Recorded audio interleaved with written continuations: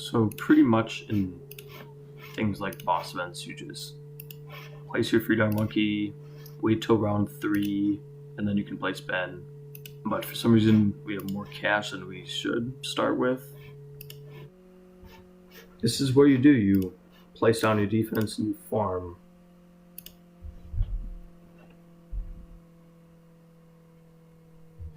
And the first thing you want to do is upgrade it to 200 because it is 935 bucks. It's the same thing as another farm, but just cheaper.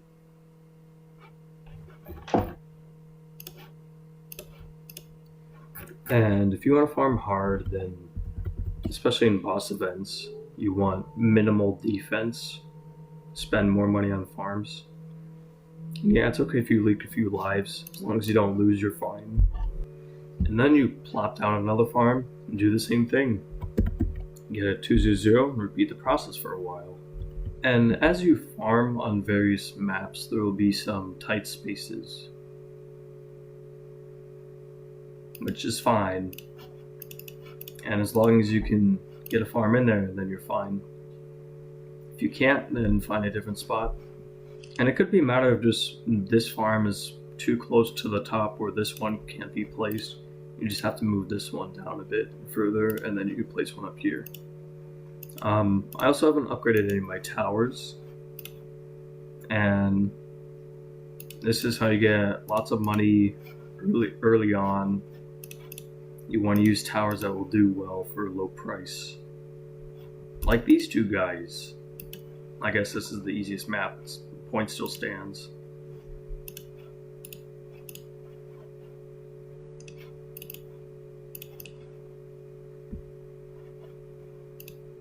I mean, you don't have to get an infinite amount of these farms. Then when you're ready, you upgrade them to tier 3. And we can get a discount village.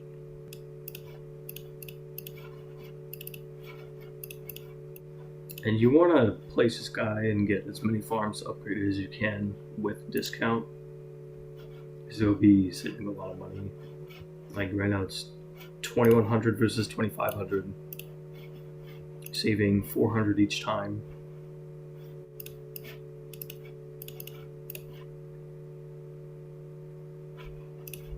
I mean, you could go bottom path too if you wanted. If you're lazy, it still works, and then eventually top path will be better, but you can go bottom path. You'll still get a lot of money if you do go bottom path. It's not really much of a difference.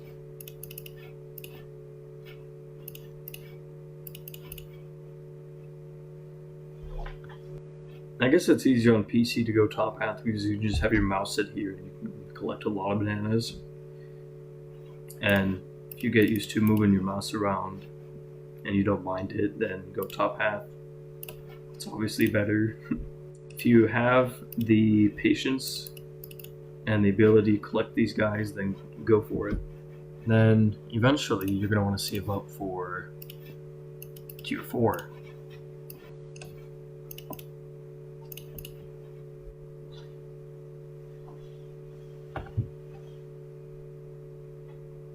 I guess this is a better example of maximizing your discounts on one village. I think I can get one more up here and it'll still be discounted. I don't know. Yeah, so I got 4 farms discounted from this one village. And that's efficiency right there.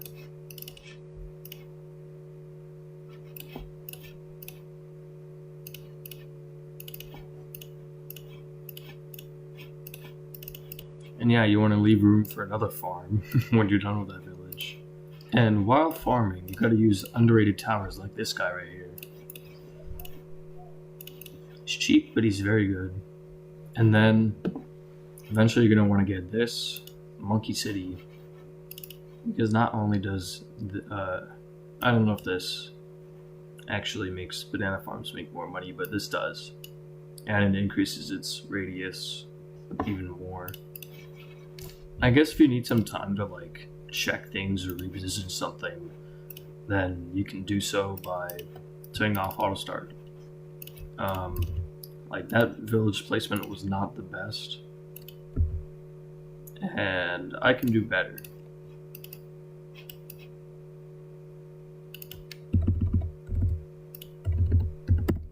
Like that, and there we go. Now it affects more farms than it originally did. And this is to buff this village's range.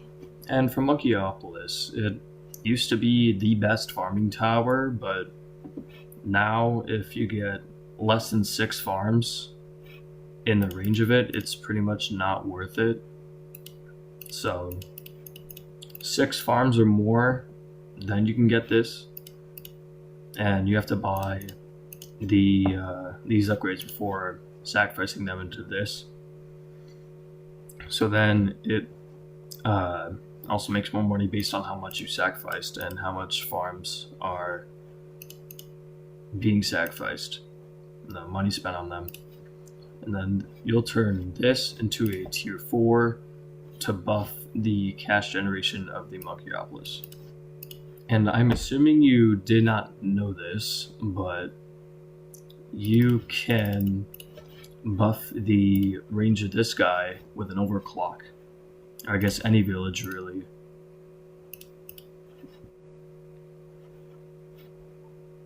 And if I do it again, this range is bigger. And if you can't get 6 or more farms in the sky, it's okay. It's whatever. It's not that big of a deal unless you're doing like bosses or something, which I doubt you would. But just in case.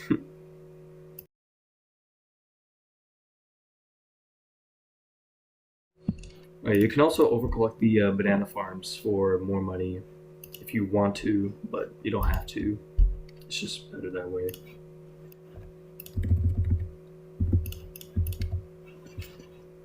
And then eventually you want to save up for a banana central. I'm just going to buy it down here right now because the banana central cannot be sacrificed into this. I'll buy it back later. You buy the banana central back after you get the Monkeyopolis, so then it can be buffed again by that. And what I'm doing right now is I'm getting 10 stacks of Ultra Boost on this so I can get as much range as possible before upgrading. Sacrifice as many farms as possible since it's not as good as it used to be anymore. Alright, here's another cool thing. If you place ice towers next to water, you can freeze the water. You can put farms on it. I guess any tower really. And then if you sell this guy, the farm's gone too, or whatever you placed on there, so be careful of that. Also, in case you haven't noticed, this guy is very underrated. And yeah, these are pretty much all the farms that can fit in its range.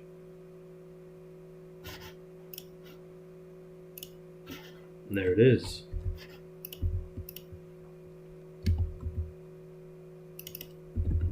And you upgrade to that. And then this will be making more money now.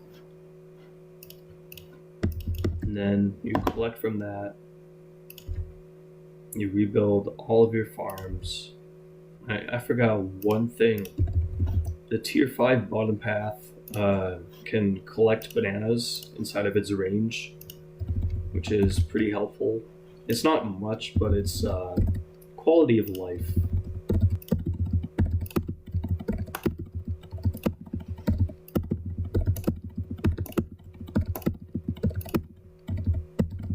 And there you go. You now have the ultimate farming setup. And if you want, you can be lazy, place a bunch of bottom path farms.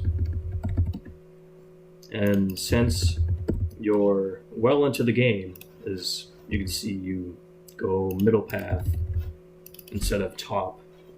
The only reason the bottom path farm should be cross path with the top is because it's only if you get marketplaces at the very beginning, like from the start of the game.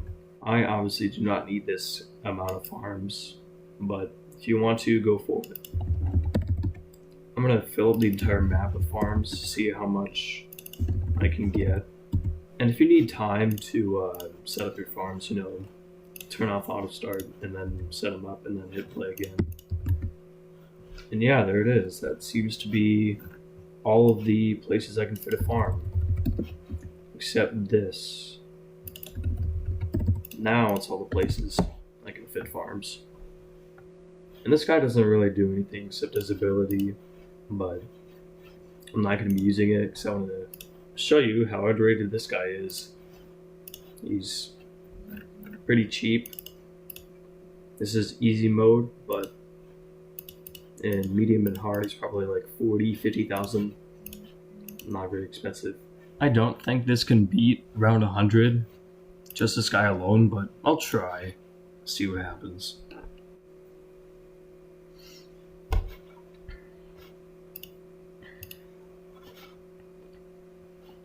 Around 95 is not a problem. This guy, you don't have to worry about it ever again. I also haven't played Sada yet.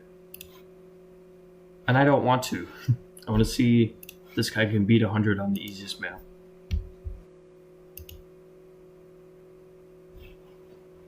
I don't think this can beat 100 by itself, but I'll try.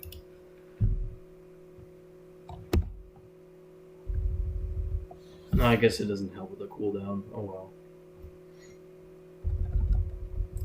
It's not gonna even come up by the time we need it.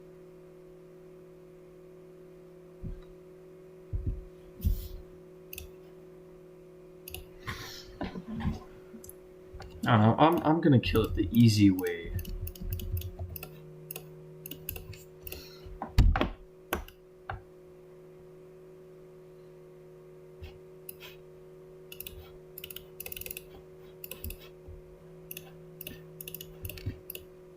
There it is, the $1.4 million tower.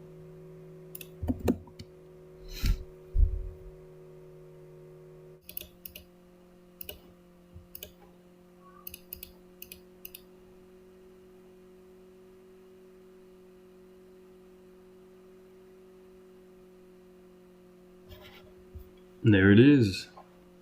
Got to 275 with this guy. Support temples, stun towers, debuffs, everything. Of course, I didn't try that hard. I didn't go full sweat mode. But yeah, that's what you can do with $2 million. They can get by around 100.